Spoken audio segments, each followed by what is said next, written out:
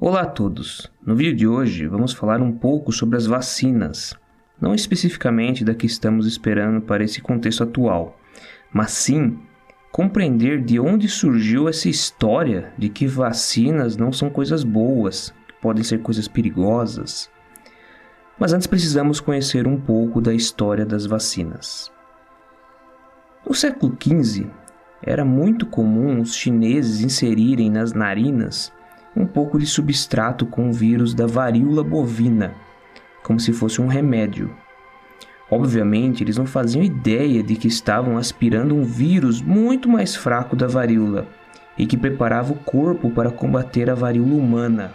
Como eles descobriram isso é um grande mistério, mas provavelmente se caracterizou por observações, onde os criadores de vacas nunca pegavam essa doença tão terrível quanto a varíola.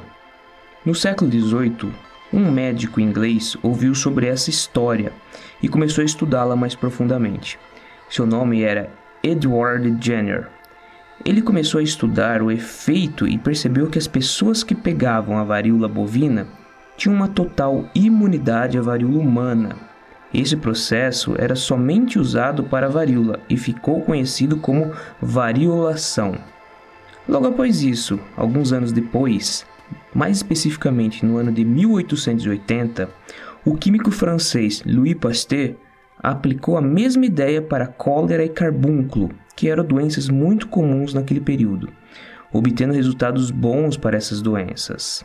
Isso tudo deu início a uma nova era na medicina, a qual as vacinas eram as grandes estrelas. Como era de se esperar, pelo fato de a teoria estar ligada com o vírus das vacas, com o tempo, o termo deixou de chamar variolação para ser vacina.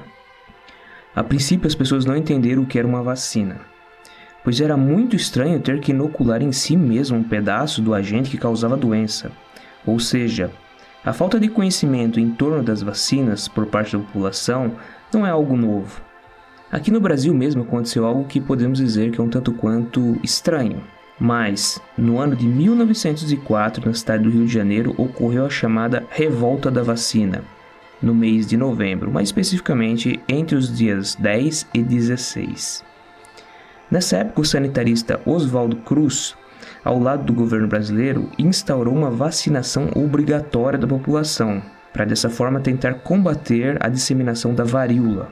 A intenção era excelente, mas foi desenvolvida de forma errada, o que promoveu uma grande revolta do povo, que acreditava que era uma estratégia para diminuir a população, ou para invadir as casas e vistoriarem o que as pessoas tinham em casa. No fim, 30 pessoas morreram em meio aos confrontos.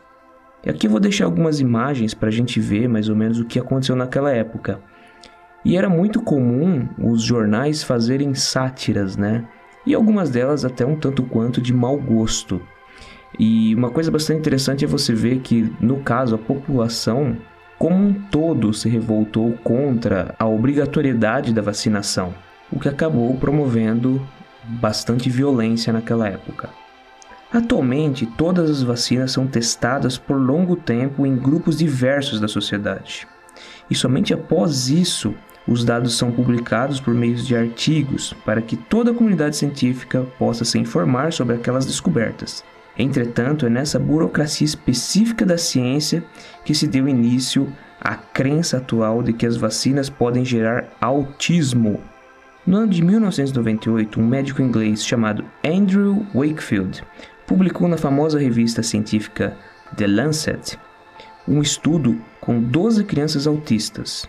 No texto de sua pesquisa havia uma discussão dizendo que em 8 dessas crianças a síndrome somente se manifestou após 2 semanas de vacinação contra a tríplice viral, que é utilizada para combater cachumba, sarampo e rubéola. Essa pesquisa caiu como uma bomba na comunidade científica e também entre as pessoas leigas em ciências. Obviamente, houve a necessidade de uma contraprova e novas pesquisas foram feitas, pois o que o artigo denunciava era de gravidade imensa. Com o passar do tempo, foi tornando-se claro que havia uma fraude na pesquisa de Wakefield, e o intuito era financeiro. Descobriu-se que o médico tinha um contrato com um grupo de advogados que queriam criar um engodo para processar a indústria farmacêutica. Wakefield teve seu registro médico cassado e sua publicação foi removida da revista The Lancet, mas somente no ano de 2010. Só que até lá o estrago já estava feito. O artigo de Wakefield ficou no site da Lancet cerca de 12 anos, o que foi suficiente para servir de argumento para os teóricos da conspiração. Hoje existem diversas farsas ligadas às vacinas, sendo que a proporção já se mistura com outros movimentos, como é o caso do veganismo.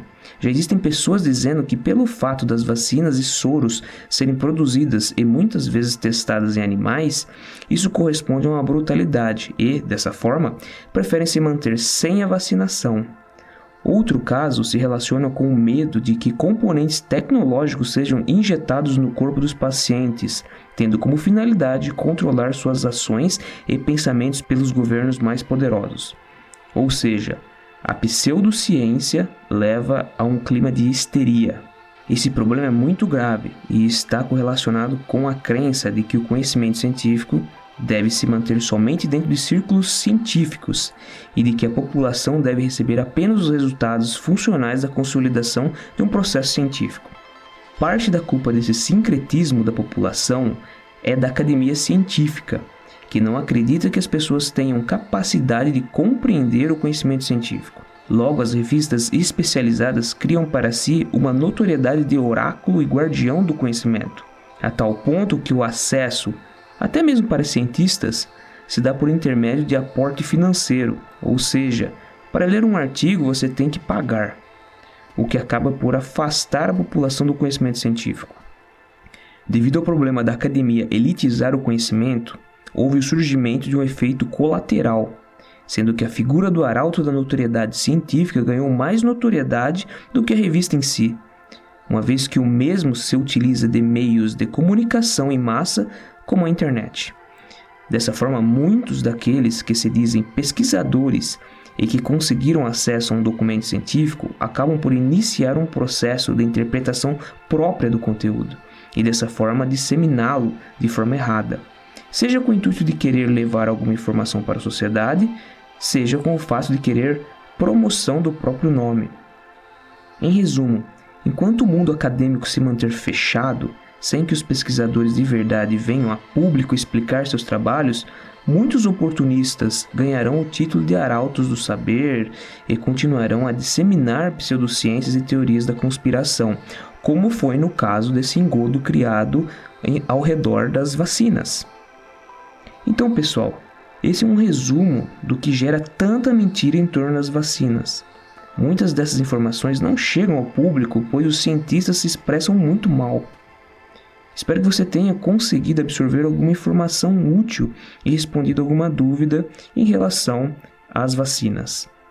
Se for possível, para ajudar o canal na cruzada da divulgação científica, deixe seu like, compartilhe e se inscreva aqui.